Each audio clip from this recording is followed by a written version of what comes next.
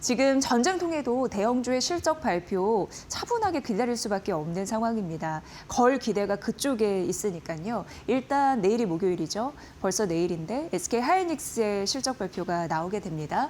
KB증권에서는 오늘 아침에 AI 시대를 분석을 하면서 결과적으로 최대의 수혜는 어쨌든 우리나라의 탑2 메모리 반도체가 차지하지 않을까라는 논리가 이렇게 적힌 보고서를 내놨는데요. 그걸 좀 설명을 해드리면 AI가 그러니까 학습을 하는 생성형 AI가 1단 1.0이었습니다. 1단계라고 보시면 되고 이게 생성형 AI. 이제 지금은 2입니다. 2단계 AI 2.0 세대 시대 에이전틱 AI라고 해서 스스로 생각해서 결정하고 이제 결과를 도출해내는 역할까지 하는데 AI 2.0은 내년까지 이어질 것으로 보이고요. 종착점은 뭐하냐? 피지컬 AI예요. 그래서 그게 AI 3.0 시대 되겠습니다. 이게 이제 피지컬 AI로 가는 그런 단계인데, 그러니까 결과적으로 올해부터 내년까지는 AI 스스로 자체적으로 판단하고 실행하는, 그러니까 구조적인 패러다임이 이렇게 지금 변화하고 있다라는 데에서도 투자 자금 이런 쪽이 지금 생성이 되고 있는 거고요. 빅테크 기업들, 뭐 대표적으로 데이터 센터, 클라우드 기업들 다 포함해서 말씀드리는 건데, 올해 AI 시장을 초기 단계로 인식하는데 이게 굉장히 중요합니다. 왜냐하면 AI 시대의 조정의 빌미도 이게 거품인가 거품이 아닌가 끊임없이 싸우잖아요. 그런데 어쨌든 수요자들, 그러니까 고객들, 빅테크 기업들은 AI 시장 이런 부분을 봤을 때 지금 시대적으로 초기 시장이라고 생각을 한다는 겁니다. 그러면 앞으로 생존 전략에 있어서 지속적으로 캐파 늘리고 생산시설 투자하고 거기에 대한 막대한 돈을 쏟아부으면서 생존하려고 하는 그런 의지가 더 강해질 수 있겠다. 이런 부분을 읽을 수 있고요. 그렇다 보니까 안정적으로 장기적으로 메모리를 확보하는 게 이들에게는 굉장히 중요한 생존 전략의 관건입니다. 그래서 3년에서 5년치 두둑하게 길게 계약을 하는 거죠. LTA, 메모리 공급 부분을 위해서 장기 계약 지금 맺고 있는 상황이고, 그렇게 따지면 메모리의 몸값이 올라가니까 메모리 값을 올려도 이들은 사겠죠. 이러한 선순환 구조 때문에 삼성전자 그리고 내일 있을 SK 하이닉스에 대한 실적 기대감도 이쪽에서 나오고 있다라고 보시면 될 것 같고요. 구조적으로 메모리 사이클이 괜찮을 수 있는 이유는 기업들이 AI 에이전틱 도입을 더 가파르게, 그 속도가 더 가파르게 지금 도입을 하고 있다라는 부분입니다. 그래서 작년엔 5%였는데 올해는 40%까지 뛸 가능성이 있다라고 하면서 AI 시대의 지금 가파른 시대 변화상을 언급을 했습니다. 그러면은 이제 삼성전자가 실적의 폼을 아주 잘 열어줬습니다. 시장 컨센서스 대비해서 훨씬 웃도는 그런 실적을 발표했는데, 삼성전자의 영업이익은 올해 335조고 내년은 488조를 벌겠다. 이렇게 예측이 되고요. SK하이닉스 역시 올해 251조를 벌고 내년에는 358조 원을 벌겠다. 이렇게 KB증권에서는 예측하고 있습니다. 이러다 보니까 어쨌든 실적도 잘 나오고 돈도 잘 버는 거 확인하는데, 삼성전자, 하이닉스가 미끄러지면 시장이 전반적으로 추락하고 여기에서 동력이 있으면 시장이 뛰고 이러잖아요. 이 이유는 시총 비중이 높기 때문입니다. 코스피 시총 비중 거의 43.5% 차지하는데 삼성전자가 26.8%고요. SK하이닉스가 16.7%입니다. 그래서 KB증권이 코스피 한 이 정도 가겠다. 그 선이 있거든요. 바로 7,500포인트인데 이를 가정했을 때 역시나 시장을 이끌 수 있는 가장 핵심적인 축은 반도체라고 얘기를 했습니다. 중동 리스크 결말은 아직 안 났습니다. 그럼에도 불구하고 시장의 관심은 실적과 밸류로 옮겨가고 있는 흐름들 이미 우리는 간파를 했고요. 그렇다 보니까 삼성전자, SK하이닉스 실적 굉장히 중요한 부분인데 내일 실적 발표 앞두고 있고 서프라이즈 구간에 진입을 했습니다. 결과적으로 시총 비중이 높고 앞으로 메모리 가격이 올라서 실적 가파르게 올리는 성장 구간인 사이클 이 구간상 결과적으로 AI 2.0 시대 그리고 앞으로 AI 3.0 피지컬 AI 시대를 바라보면서 최선을 주는 삼성전자와 SK 하이닉스가 되겠다라는 반도체 전략이었으니까 참고하시면서 내일을 자세히 살펴보시면 될 것 같습니다. 삼성전자 오늘 숨을 고르고는 있어도 그래도 외국인의 순매수세가 140만 주 정도 들어오면서 어제 이어서 매수에 이어지고 있거든요. 이런 부분은 조금 더 긍정적이지 않나 이런 생각을 해보게 됩니다. 지금 대형주 실적 발표 구간입니다. 그래서 삼전 닉스에 대한 분석 보고서 많이 나오죠. 근데 반도체가 약간 흔들릴 때 반도체 말고 뭐라도 좀 갖고 있어야 되는 것이 아닌가 이렇게 생각하시는 분들도 있습니다. 그래서 마켓나우 2부에서도 바벨 전략 이런 부분으로 소개를 해드린 바가 있는데요. 신한투자증권에서는 일단 비반도체 투자는 그럼 어떻게 해야 될까 이 생각, 이 아이디어로 출발을 했고 결론적으로 말씀드리면 주도주는 반도체이기 때문에 연장선에서 일단 전략은 구축하되 비반도체 투자는 선별 투자가 굉장히 중요하겠다 이렇게 전략을 제시했거든요. 하나하나 좀 풀어보도록 하겠습니다. 일단 반도체 말고 좀 대안으로 생각할 만한 섹터가 있을까 하니 세 가지 섹터를 언급을 했더라고요. 에너지 화학 되겠고 전력 설비 그리고 증권 섹터다 이렇게 보시면 될 것 같습니다. 신한투자증권에서는 에너지 화학 전반적으로 자금은 잘 유입이 되고 있는 상황인데 하지만 나눠서 보야 된다라고 얘기를 했거든요. 일단 정유 에너지 쪽에 뭔가 숫자 데이터가 더 깔끔하게 명확하게 들어온다라고 얘기를 했습니다. 왜냐하면 여기가 주가 수익률은 한 자릿수였는데 EPS 그러니까 벌어들이는 이익은 괜찮았거든요. 그러니까 투자자의 입장에서는 정유 에너지가 조금 더 투자하기가 좀 편안한 대안이 될 수 있겠다 이렇게 언급한 듯하고요. 화학 소재는 정유 에너지에 비해서는 EPS 개선이 12%밖에 되지 않았습니다. 그러니까 쉽게 얘기해서 두 자릿수.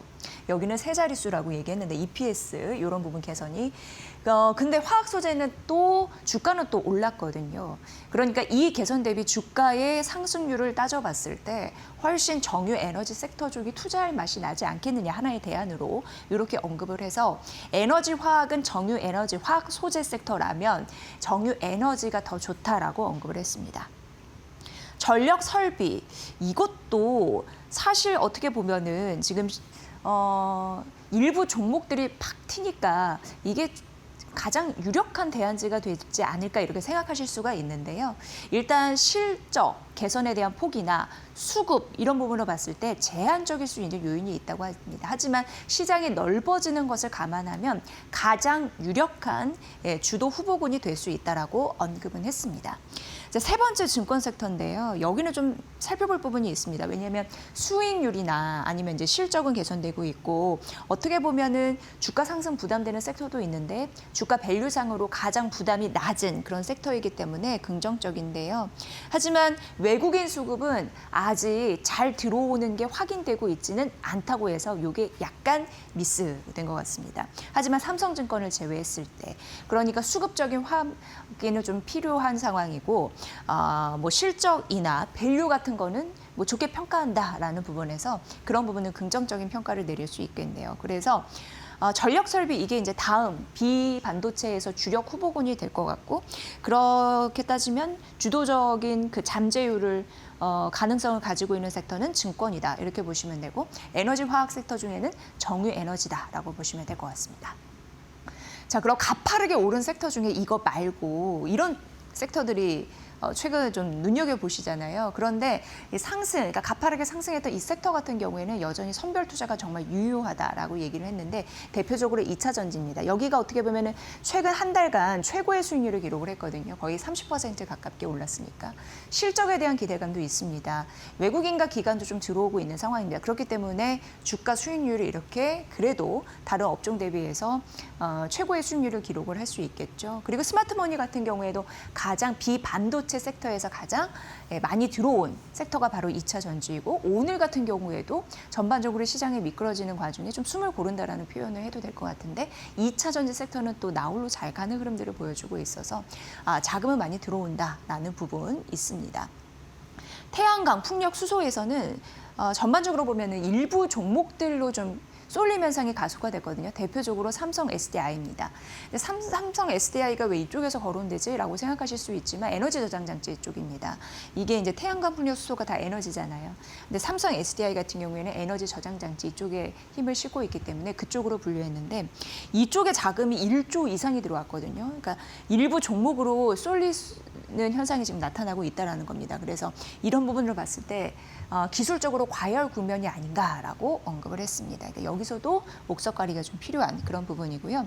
조선 기자재 엔진으로 봤을 때 조선 본업 대비했을 때 좀 잘 보셔야 되는데 일단 가격과 기관 수급 이런 부분에 이미 들어와 있는 상황이고 원자력 섹터는 밸류 부담이 있다고 합니다. 그러니까 이런 비반도체 특히 가격 쪽으로 좀 부담이 있을 수밖에 없는 섹터는 좀 선별 투자를 해야 된다라는 부분에서 이런 섹터의 흐름들 눈여겨보시기 바랍니다. 네, 이제 하나하나씩 나오죠. 왜냐하면 이제 선별 투자가 중요하다고 해서 전체적인 섹터를 좀 훑고 개별 종목으로 들어가 보도록 하겠습니다. LS 일렉트릭. 오늘도 긍정적인 흐름들을 보여주고 있는데 이제 목표 주가를 하나증권에서 오늘 아침에 올려 잡았습니다. 22만 원으로 잡았고 기존 대비해서 77% 올려 잡았습니다. 가파르게 올려 잡은 그런 흐름들이 나타나고요. 매수는 유지입니다. 실적이 나왔는데 괜찮게 나왔습니다. 컨센에 부합했다라는 부분이고 인건비, 일회성 비용이 있었거든요. 그럼에도 불구하고 뭐 괜찮았고 분기 기준 최대로 나왔습니다. 은이나 전기동 가격에 대한 그러니까 어떻게 보면은 이런 가격 부담에 대한 상승에 대한 부담이 있었는데 환율이 또 긍정적으로 겹치다 보니까 수익성을 방어했다. 이렇게 언급이 되고 있고요. 1분기 신규 수주가 이제 1조 원이 넘어서는 흐름들이 나타나고 있는데 이게 1년 사이 27%는 그런 수주 단위다라고 보시면 되고요. 여기는 제목에도 언급해드렸지만 LS 일렉트릭은 확실히 초고압 변압기 그리고 배전 이렇게 양 사이드가 있습니다. 근데 초고압 변압기는 상반기에 이제 터질 가능성이 있는 거고요. 하반기 돼서는 배전반이 터질 가능성이 있다고 합니다. 기대가 차츰차츰 올라가고 있는 흐름입니다.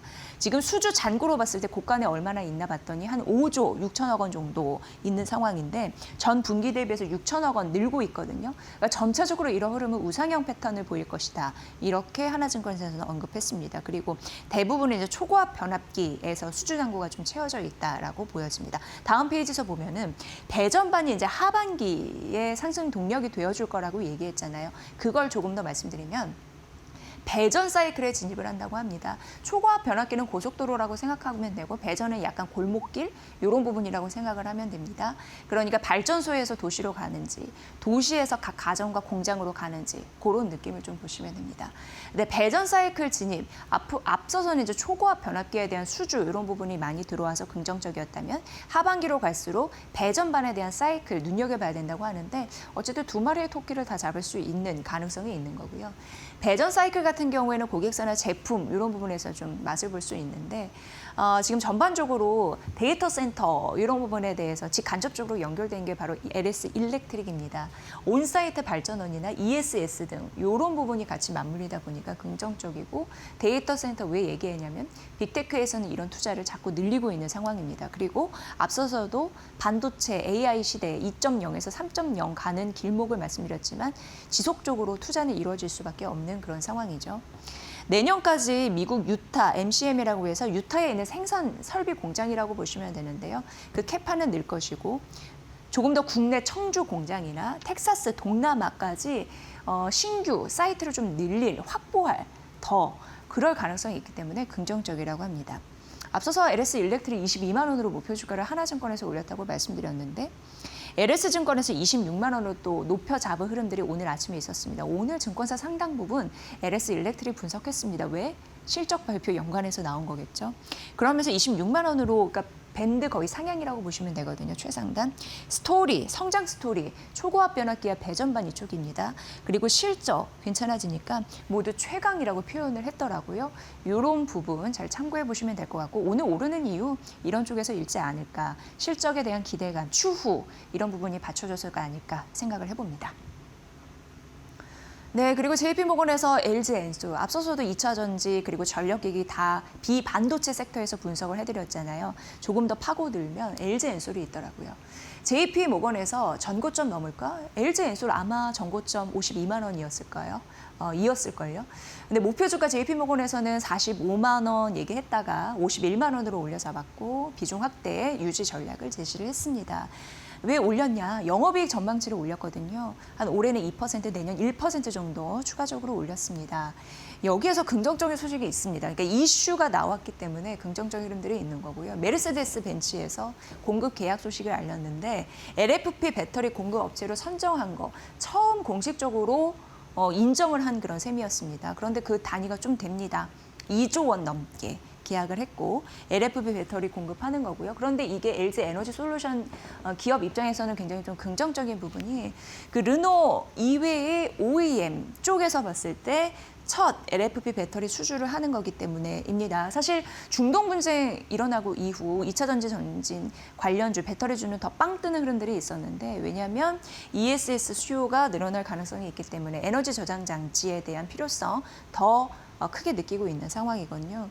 그렇다 보니까 국내에서 LFP에서는 확실히 강자로 자리매김하고 있다는 거 확인할 수가 있었고 추가 수주를 기대하는 그런 모멘텀이 있다라고 언급해드리겠습니다. 근데 LG 에너지 솔루션 외에 삼성 SDI도 최근 긍정적이었잖아요. 근데 같이 발표를 했죠. 여기는 이제 하이니켈, NCM 배터리 공급 파트너십 약 10조 원 더 규모가 큽니다. 이론적으로 계약 소식이 있어서 이런 부분은 함께 좀 언급을 해드리고요. 지금 LG 에너지 솔루션 JP모건에서는 51만 원으로 높여 잡았다고 했는데 국내 증권사 항상 이제 궁금해하시더라고요. 과연 이제 비교 분석을 하셔야 되니까. 그래서 좀 써봤습니다. 한국투자증권에서는 67만 원으로 목표 주가를 제시했고 흥국증권에서는 55만 원으로 제시했고 최근에 LS증권에서는 35만 2천 원으로 올려 잡았는데 약간 밴드에 좀 차이가 있잖아요. 이런 부분 좀 참고해 보시면 될 것 같고 JP모건은 긍정적인 밴드 형성, 그 평균치 맞추지 않았나 이런 생각 해봅니다. LG 에너지 솔루션에 대한 의견 전해드렸습니다. 네, 그리고 다올투자증권에서 전기차 핵심 부품 기업을 좀 봐야 할 때다라고 하면서 언급을 했더라고요. 소개를 해드리도록 하겠습니다. 전기차 수요가 반등을 하고 있는데 이러면 자연적으로 전기차 부품 핵심 업체들 이제 눈이 좀 가야 되지 않을까 이렇게 서사 구조를 짰더라고요. 지금 3월입니다. 3월 유럽 전기차 판매 발표가 임박하고 있는데 이걸 긍정적으로 보더라고요. 굉장히 대반등할 것이다. 수요가 40% 는 것을 확인할 수도 있다. 이런 기대감이 있다라고 다올투자증권에서는 얘기했습니다. 그러면서 현대모비스부터 분석을 했는데 목표 주가 60만 원입니다. 여기서 보면은 미국에서 생산하는 기업 우리가 보조금, 세제 혜택을 주겠다. 이렇게 미국에서는 언급을 하고 있잖아요.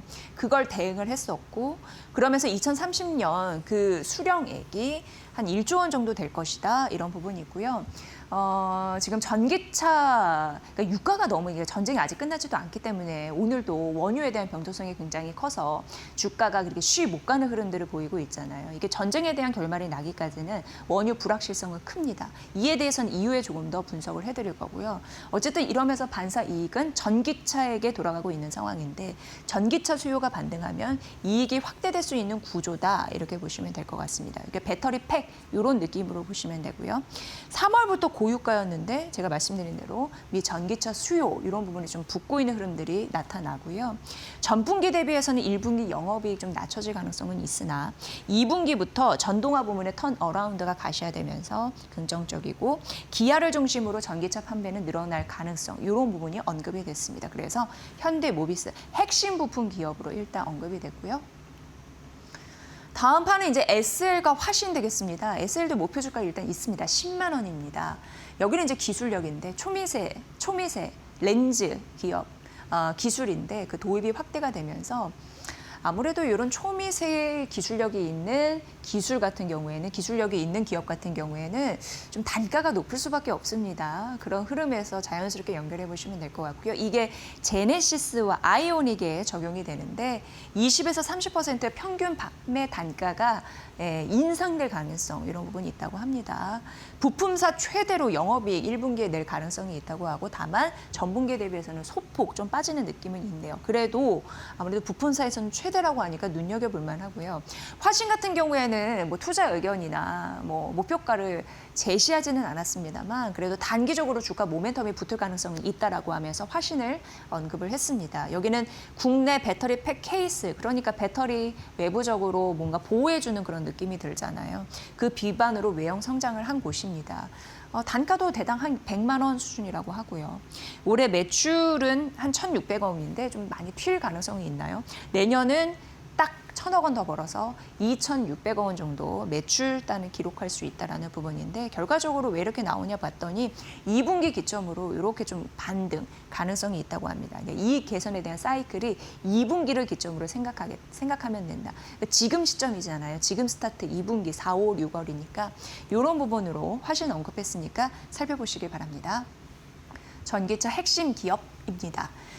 자, 그리고 유진투자증권에서는 하나솔루션 얘기했는데 저희 머니코드에서 유증에 대한 비판의 목소리 이런 부분 담아드린 적이 있습니다. 일단 유진투자증권은 새롭게 제시했거든요. 그러니까 이 얘기인즉슨 하나솔루션에 대해서 목표가를 새롭게 얘기를 했다라는 겁니다. 5만 원 제시했네요. 그러면서 단서가 실적 발표한 이후에 목표가를 좀 재산정해보겠다 이렇게 언급을 했습니다. 유상증자 규모는 줄었습니다. 비판의 목소리를 의식한 걸까요? 2조 4천억 원에서 1조 8천억 원으로 낮춰 잡았습니다. 그러면서 채무 상환에 우리가 50%이 돈을 쓸 거고 시설 투자에 50% 우리가 돈을 쓰겠다 이렇게 언급을 했습니다. 그럼 시설 투자 자금 뭐가 들어갈까 이렇게 보니까 9,077억 원 정도 되는데 올해부터 28년까지 진행이 될 거고 진천, 페로브스카이트, 텐덤 라인, 탑콘 셀 라인이라고 해서 어렵지만 그냥 차세대 태양광 쪽이라고 보시면 됩니다. 그쪽으로 구축하겠네. 일단 이렇게 개념을 잡아보시고 여기에서 의미 있게 볼 게 있는데 우주 태양광 쪽인데요. 일단 이 영업이익부터 좀 말씀드리면 2030년 영업이익은 2조 9천억 원 정도 된다고 합니다. 2030년이니까 좀 가봐야 될 것 같습니다. 목표는 항상 높게 잡기 마련이죠. 근데 여기에서 우리가 좀 살펴볼 게 신재생 매출 연 26% 성장에 대한 전망치 이렇게 유진투자증권에서는 좀 바라봤고요. 여기 제목에서 우주 투자 스토리가 있잖아요. 그러니까 여기가 이제 우주 태양광 이쪽으로 지금 논의를 하고 있다라는 부분입니다. 그러니까 앞서서 유상증자한 이유도 신사업에 투자하겠다라는 의지 이런 부분 좀 읽을 수 있겠죠. 스페이스 X 같은 경우에도 주요 핵심 부품 이런 부분을 실리콘 태양 전지로 선정하면서 사업을 좀 펼치고 있는데 이러한 흐름들이 좀 언급이 됐고요. 어쨌든 페로브스카이트 텐덤 차세대 태양광 쪽입니다. 근데 이게 2019년부터 개발을 해왔 고 우주를 이쪽으로 좀 활용을 하겠다라는 의지가 있고 그리고 이제 대면적으로 갈 가능성이 있거든요. 그런 부분에서 세계 최초로 어쨌든 신뢰성 인증을 받았다라는 부분이 있는데요. 피드 초기 계약을 좀 시작을 하고 있다고 합니다. 그래서 29년도 상업화에 나설 가능성이 있다고 하는데 우주 투자 스토리를 입은 하나솔루션 여러분 어떻게 생각하십니까? 일단 유진투자증권에서는 목표주가 5만 원을 제시했고 최근 어떤 증권사에서 4만 6천 원으로 목표주가를 내린 곳도 있었습니다. 좀 희비는 엇갈리는 목표주가 설정인데 이런 흐름으로 지속적으로 리포트가 나오면 머니코드에서 자세히 언급해드리도록 하겠습니다.